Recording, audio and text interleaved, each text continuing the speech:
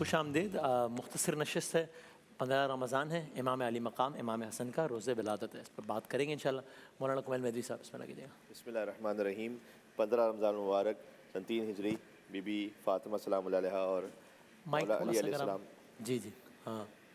بسم اللہ الرحمن الرحیم. 15 رمضان مبارک سن 3 ہجری بی بی فاطمہ سلام اللہ علیہا اور مولا علی علیہ السلام کیا پہلی خوشی کی آمد. پہلے نواسے رسول جو حسین کے بھی امام ہیں انہیں حسن کہتے ہیں. اور بہت ساری سنتیں ایسی ہیں جو 15 رمضان مبارک سے جاری ہوئیں جو شریعت کا حصہ بن گئیں پھر 3 ہجری. مثلاً وہ پہلے مولود کے جن کے کان میں اذان و اقامت کہی گئی وہ خود امام حسن مجتبیٰ علیہ السلام ہے جو رسول اللہ نے خود کہی. یعنی میں کہتا ہوں کیا شان ہے کہ جن رسول کی گواہی رسالت کی اذان میں شامل ہے خود انہی رسول نے امام حسن کے کان میں کہا اشہدو ان محمد رسول اللہ. تو یہ وہ پہلی سنت تھی جو جاری ہوئی. پھر پہلے وہ فرزند کے جن کا عقیقہ کیا گیا وہ رسول اللہ صلی اللہ علیہ وسلم نے خود فرمایا وہ امام حسن مجتبیٰ علیہ السلام ہے. پھر وہ ان کے منہ مبارک کے برابر چاندی صدقے میں دی گئی تو یہ بھی شریعت کا جو حکم تھا یہ یہیں سے جاری ہوا. تو بہت ساری سنتیں ایسی ہیں جو رسول اللہ کے پہلے نواسے صلی اللہ علیہ وسلم یہاں سے شریعت کا حصہ بنی اور جاری و ساری ہوئیں. اور پھر ہم دیکھیں کہ امام حسن مجتبیٰ علیہ السلام اور قرآن کیونکہ رمضان کا مہینہ ہے قرآن بہار قرآن تو میں چاہتا ہوں اس پہ ایک بات ہو جائے کہ امام حسن مجتبیٰ علیہ السلام ان کی تلاوت قرآن ہر شب میں سورہ کہف کو پڑھنا گریہ کرنا یہ تاکید کرنا کہ سورہ حشر کی آخری 3 آیتوں کو پڑھو جو صبح کو پڑھے گا اور شام تک مر جائے تو شہید کا ثواب شام کو پڑھے گا صبح تک مر جائے تو شہید کا ثواب. پھر اگر کوئی امام سے سوال کرے تو امام کا اسے جواب دینا قرآن کی آیت کی روشنی میں. جیسے مثلا ایک مرتبہ بڑا اچھا لباس بہت زیب تن کیا ہوا تھا خوشبو سے آراستہ کہا کہ اس طرح سے کیوں ہیں آپ. فرمایا کہ اللہ تعالیٰ نے قرآن میں سورہ اعراف میں حکم دیا ہے کہ یا بنی آدم خذوا زینتکم عند کل مسجد. ابھی مسجد جا رہا ہوں اللہ کا حکم یہ ہے کہ بہترین لباس کے ساتھ بہترین خوشبو کے ساتھ جاؤ.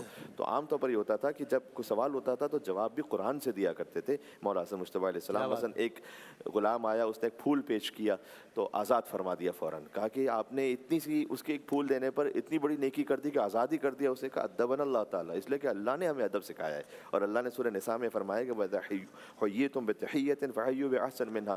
اگر تمہارے ساتھ کوئی نیکی کرے تو اس سے بڑھ کر اسے جواب دو. تو خود معمولاً آپ کو ملے گا کہ جہاں کہیں امام علیہ السلام سے کوئی سوال ہو تو امام اس کو جواب دیں قرآن کی آیت کی روشنی میں. اور مجھے تو بس وہی منظر میں وجد میں آ جاتا ہوں کہ جب امام حسن مجتبیٰ بھی اور امام حسین علیہ السلام بھی پشت رسالت پر ہوں جو جان ایلیا نے کہا کہ پشت رسول پاک پر جلوہ نما امام دو مرکب خوش خرام ایک راکب لالا فام دو. یعنی مرکب ایک ہے جو خوش ہیں بہت رسول اللہ صلی اللہ علیہ وسلم اور راکب لالا فام یعنی جن کے چہرے رشک گلاب ہیں وہ 2 شہزادے ہیں. یہ کیا ہی حسین منظر ہے. مختصر مفتی عامر صاحب پہلے آپ. بسم اللہ الرحمن الرحیم. امام حسن رضی اللہ تعالیٰ عنہ کے کیا ہی کہنے ہیں ان کی نسبت کے کیا کہنے ہیں. نبی کریم صلی اللہ علیہ وسلم نے ان کے لیے کیا کچھ نہیں فرمایا.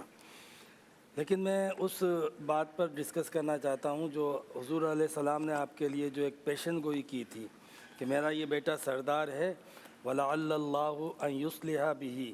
اللہ تعالیٰ اس کے ذریعے جو ہے وہ ایک ایسی جماعت کے ساتھ 2 ایسی جماعتوں کے ساتھ جو عظیم ہوں گی مسلمان ہوں گی صلح کروا دے گا. تو یہ جو حضرت امام حسین کا کریڈٹ ہے یہ بہت بڑا اور خاص طور پہ عصر حاضر کے لیے ایک تو نبی کریم علیہ السلام کا یہ پیشن گوئی دینا کم و بیش کم سے کم 30 سال پہلے تو دینا بیفور ٹائم. تو یہاں پہ نبوت کی صداقت کی دلیل سامنے آ گئی کہ ایک نبی 30 سال پہلے کی سے دیکھ رہا ہے کہ کیا ہونے والا ہے اور کیا ہوگا. حضور علیہ السلام کو پتہ ہے حضور علیہ السلام کا علم اس سے ظاہر ہو رہا ہے کہ آپ 30 سال بعد ہونے والے واقعے کو آج ذکر فرما رہے ہیں. اور پھر دوسری بات یہ ہے کہ جس بات کا آپ نے ذکر کیا حضرت امام حسن کے حوالے سے کہ اس کے ذریعے مسلمانوں کی 2 بڑی جماعتوں کے درمیان صلح ہوگی تو حضرت امام حسین کا یہ جو امام حسن کا یہ جو اقدام تھا آج دنیا کے سیاستدانوں کے لیے عالمی امن کے ٹھیکیداروں کے لیے ایک بہت بڑی انسپریشن ہے. آپ دیکھیں تو صحیح لوگ جو ہے وہ امن قائم کرنے نکلتے ہیں پوری دنیا میں فساد پھیل جاتا ہے. اور جس وقت امام حسن کا یہ واقعہ تھا جس کی پیشن گوئی تھی اس وقت ہر طرف فتنہ پھیلا ہوا تھا. آپ نے امن کے لیے واقعی وہ قدم اٹھا کے دیے اور قائم کر کے دیا کہ آپ نے اس کے لیے اپنی جو ہے وہ خلافت یعنی ان کے سردار ہونے میں خلیفہ ہونے میں اور خلیفہ راشد ہونے میں کوئی شک و شبہ نہیں تھا. کوئی شک و شبہ نہیں تھا. وہی اہل تھے وہی حقدار تھے. لیکن انہوں نے حق کے لیے صرف امن کے لیے فتنے کو دبانے کے لیے اپنی خلافت کو اپنی سرداری کو اپنے منصب کو چھوڑ دیا کہ امن قائم ہو۔ آپ دیکھیں کہ امن کے لیے امام حسن نے جو قربانی دی اور جو اسوہ دیا ہے، یہ پوری امت کے سیاستدانوں کے لیے ایک بہت بڑی انسپریشن ہے۔ بہت مفتی صاحب دو جملوں کی گنجائش ہے بس۔ کوئی اگر صلح سیکھے تو امام حسن سے سیکھے، کسی کو سخاوت سیکھنی ہے تو امام حسن سے سیکھے، کسی کو تقوی پرہیزگاری سیکھنی ہے تو امام حسن سے سیکھے، جن کے لیے میرے آقا نے فرمایا کہ اے اللہ میں اس سے محبت کرتا ہوں، تو بھی اس سے محبت فرما۔ اللہ تعالیٰ ان کی مرقد پر انوار پر کروڑہا رحمت نازل فرمائے۔ قبلہ حجر اسود کو انسان چومتا ہے تو جنت کا مستحق ہو جاتا ہے۔ وہ ہستی جن کو امام الانبیاء نے صبح دوپہر شام چوما، جو ان سے محبت کرے گا وہ جنت کے کس اعلیٰ مقام میں پہنچ جائے گا۔ اور آقا کریم علیہ السلام نے اپنے پیارے حسن حسین کے بارے میں فرمایا اللہ میں ان سے محبت کرتا ہوں، آپ بھی ان سے محبت کریں، اور جو قیامت کی صبح تک ان سے محبت کرے آپ ان کو بھی اپنا محبوب بنا لیں۔ ان کی آخری ایک نصیحت جو حضرت مولا علی نے ان کو فرمائی اور آگے انہوں نے میرے آپ تک پہنچائی، فرمایا یا حسن و جمیع ولدی ومن بلغہ بکتابی، اے میرے بیٹے حسن اور میری قیامت تک آنے والی نسلوں، آپس کا صلح، آپس کا جوڑ، آپس کی محبت، ان صلاح ذات البین افضل من عامت الصلاح والصیام والحج، تمام عبادتوں سے اللہ کے ہاں بہت بڑا رتبہ اور مقام رکھتی ہے۔ جزاک اللہ، بہت بہت نواز، سب کا بہت بہت شکریہ۔ اور ایک بس چھوٹے سے بریک کے بعد ہم اذان فجر کے ساتھ حاضر ہو رہے ہیں انشاءاللہ۔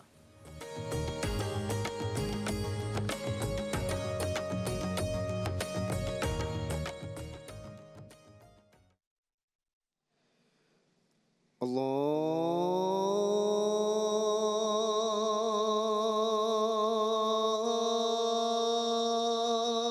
اکبر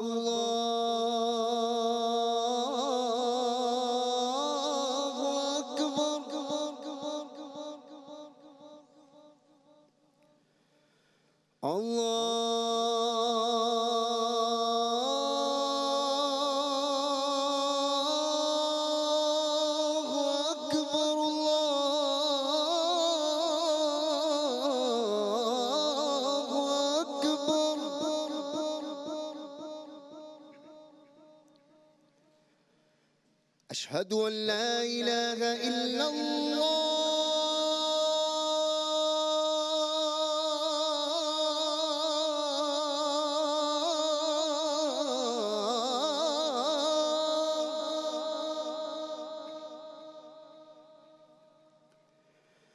أشهد أن لا إله إلا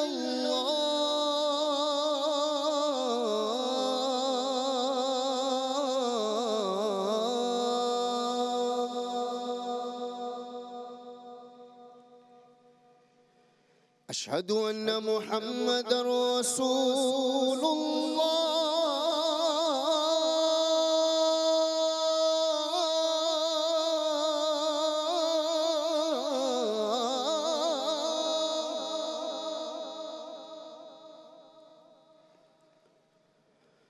أشهد أن محمد رسول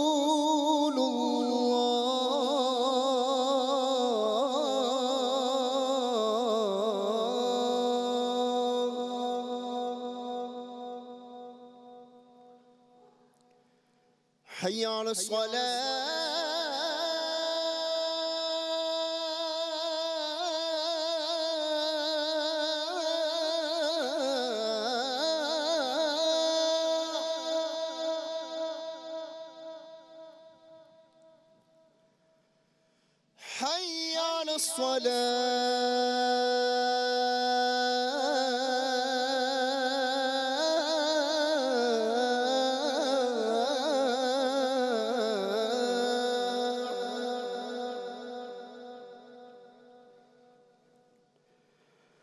حي على حي على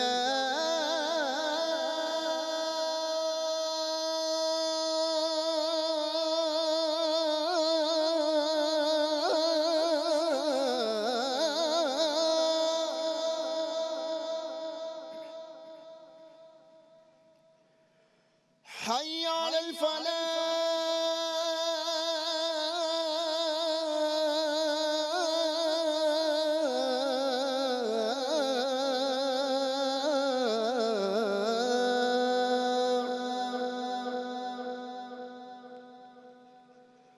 الصلاة خير من النوم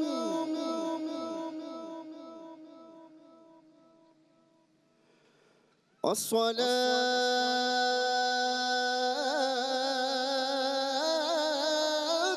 خير من النوم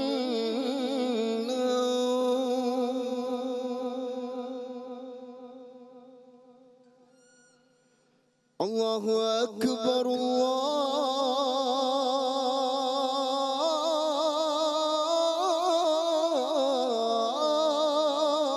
الله أكبر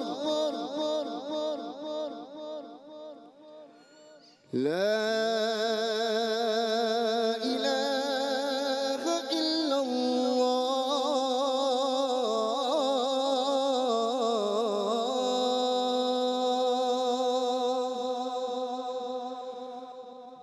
اللهم رب هذه الدعوة التامة والصلاة القائمة آت سيدنا محمد الوسيلة والفضيلة والدرجة الرفيعة وابعثه مقاما محمودا الذي وعده وارزقنا شفاعته يوم القيامة إنك لا تخلف الميعاد برحمتك يا أرحم الراحمين. جزاک اللہ، بہت نوازش، بہت شکریہ جناب محمد علی سہروردی صاحب اذان فجر دینے کی سعادت حاصل کرتے ہیں. یوں اہلیان پاکستان نے الحمدللہ 15واں روزہ اختیار کر لیا. ماہ مبارک اپنے وسط میں داخل ہو گیا. آدھا رمضان گزر چکا ہے، آدھا رمضان باقی ہے. آج 15 رمضان المبارک ہے.